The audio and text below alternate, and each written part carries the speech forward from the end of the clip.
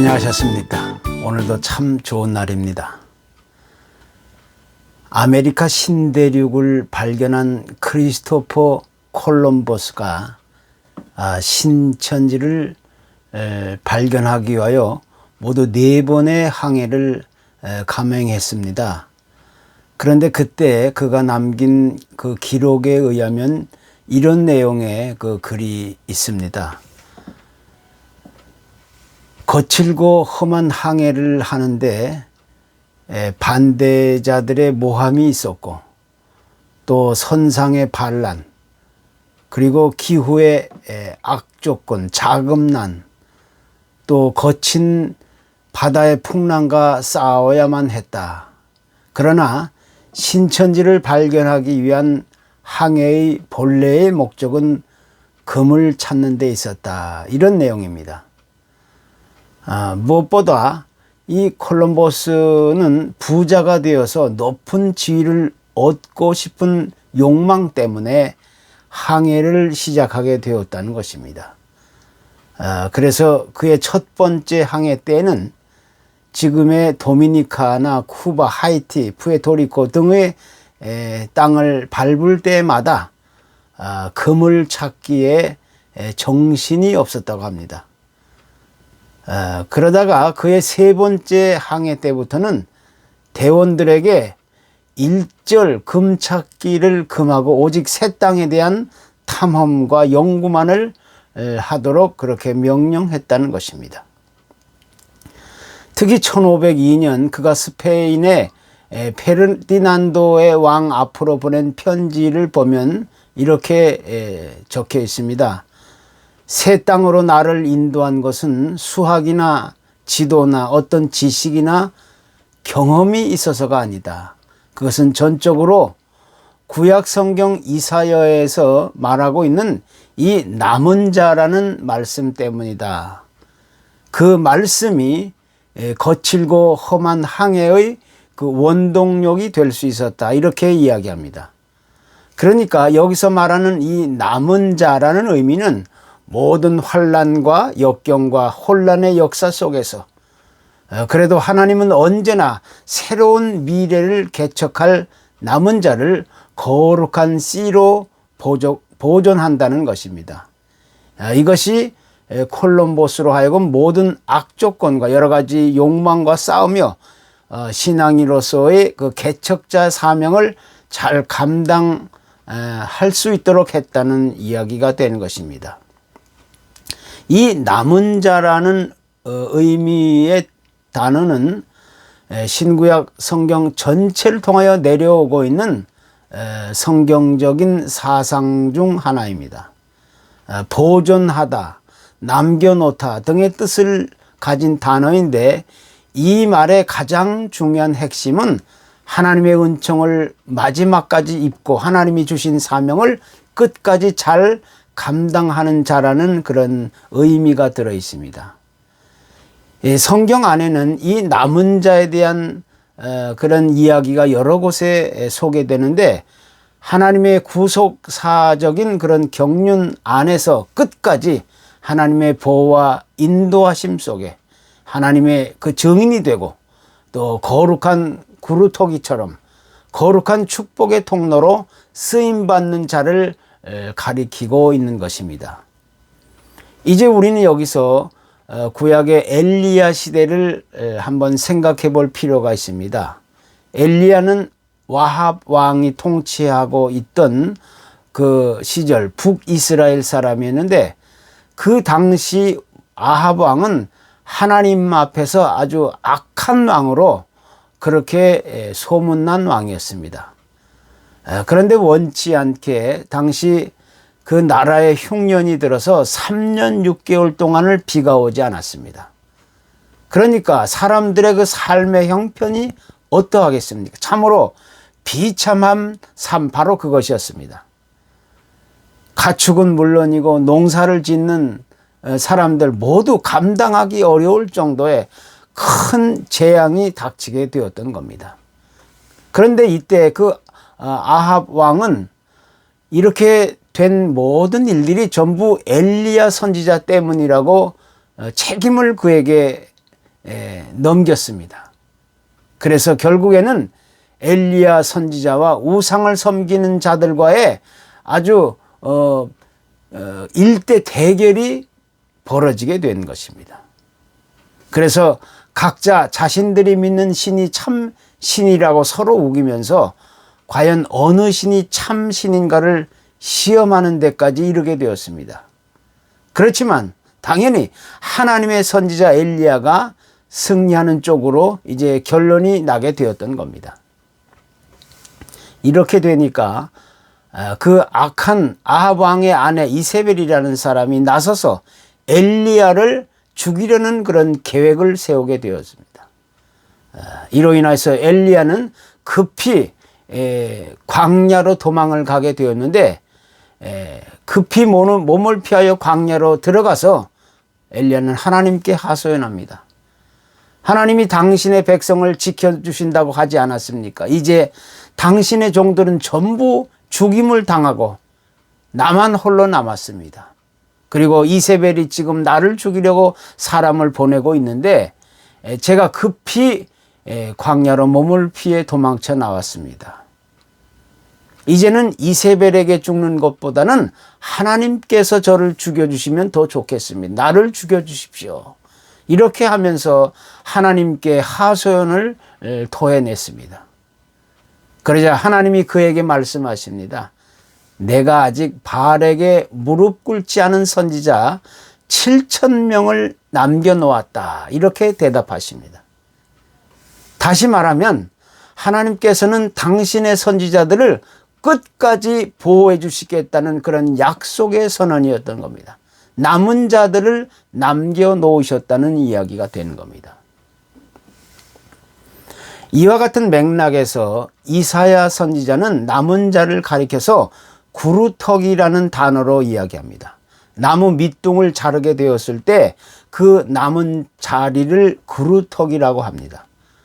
아주 크고 거대한 나무가 뱀을 당한다 할지라도 구루터기는 없어지지 않고 나무가 있었던 자리에 남겨져 있듯이 이스라엘이라는 나라가 주변의 강대국들에 의해 완전히 멸망당한다 할지라도 하나님께서는 새로운 구원의 역사를 이루고 새로운 생명이 다시 자라나게 하시겠다는 것입니다.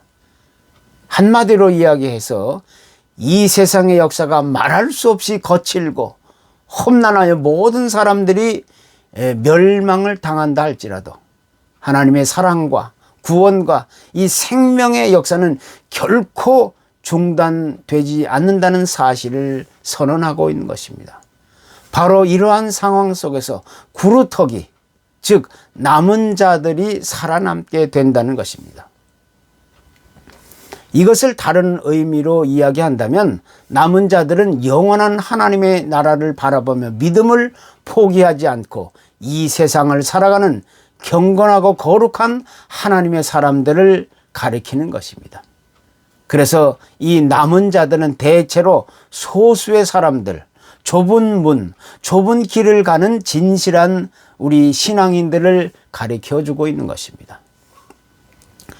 구약 성경에서 이 남은 자라는 의미는 어떤 역사적인 일이 크게 벌어지고 나라가 패망한 이후에 본토에 남겨진 사람들을 지칭하는데 하나님께서는 이들을 불러 모으시고 구원하시고 다시 일으켜 세워 주신다는 것입니다.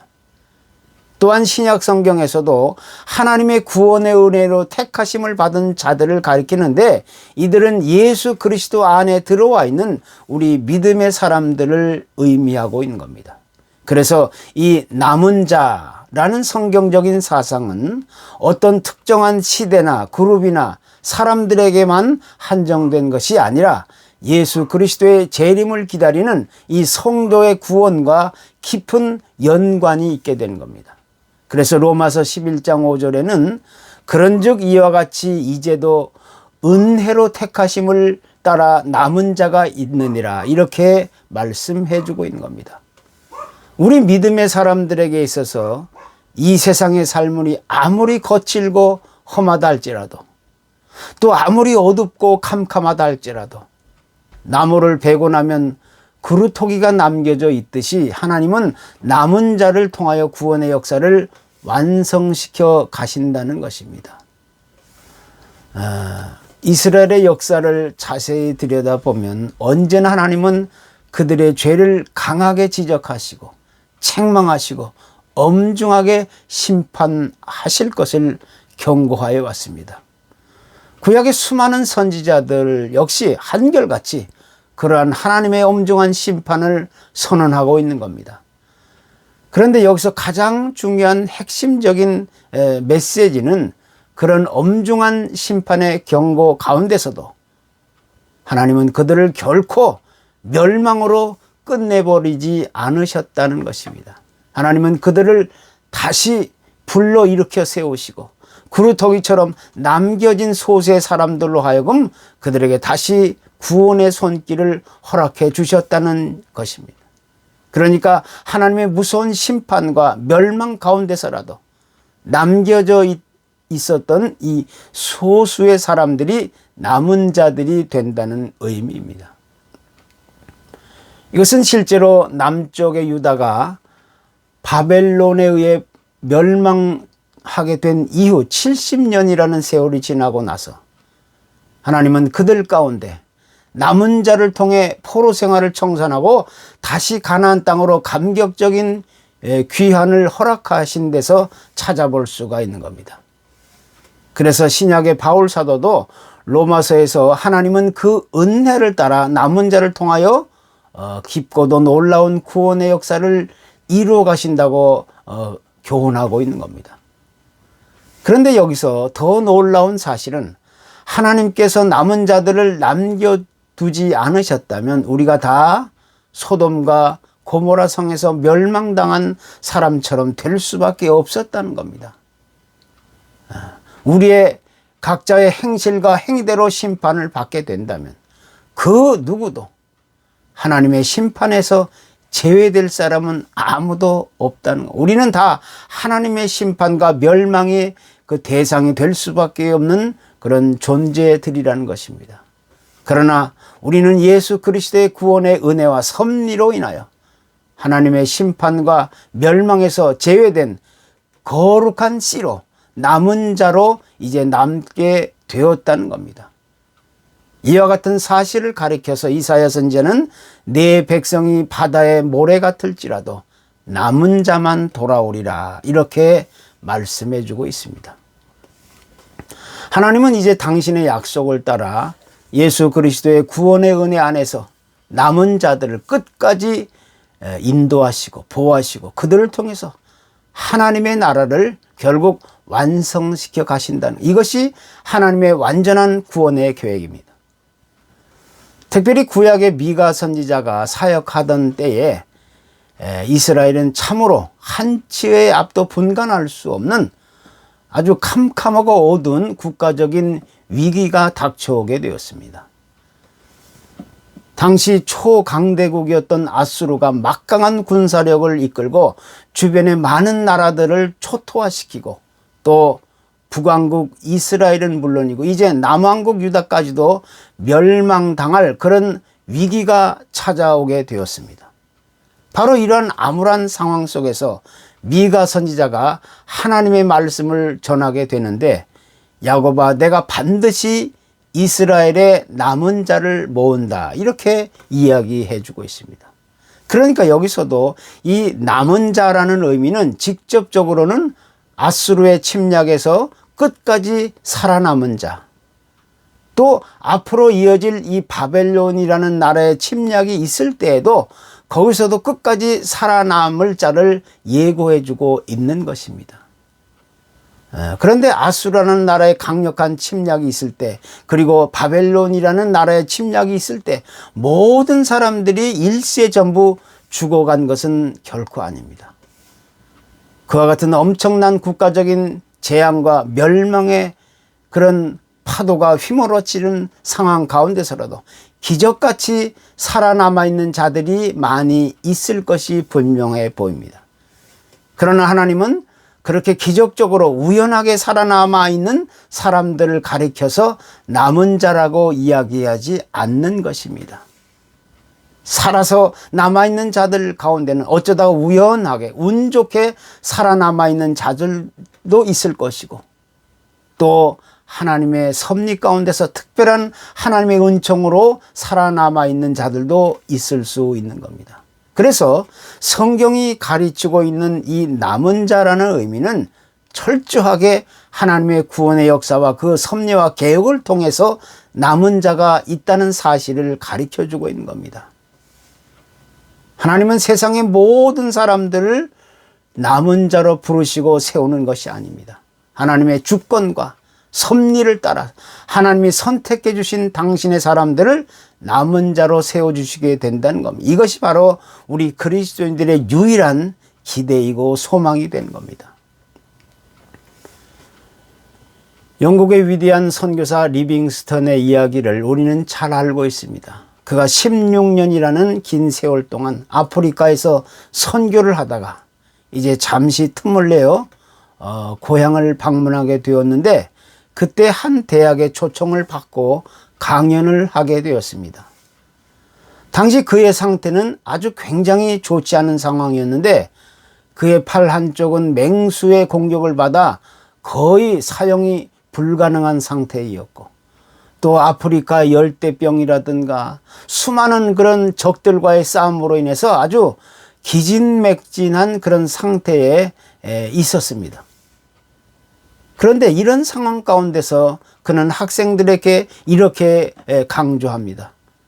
내 나그네 인생이 나에게 가져다 준 이 극한 외로움과 고통과 어려움 속에서 나를 붙들어 준 힘은 다른 것이 아니라 바로 하나님의 약속의 말씀이었다. 이렇게 고백합니다. 내가 세상 끝날까지 항상 너희와 함께 있을 것이다 라는 이러한 하나님의 말씀이 오늘의 나를 있게 해 주셨다는 것입니다. 다시 말하면 하나님은 그를 남은 자로 붙들어 주고 계셨다는 것입니다.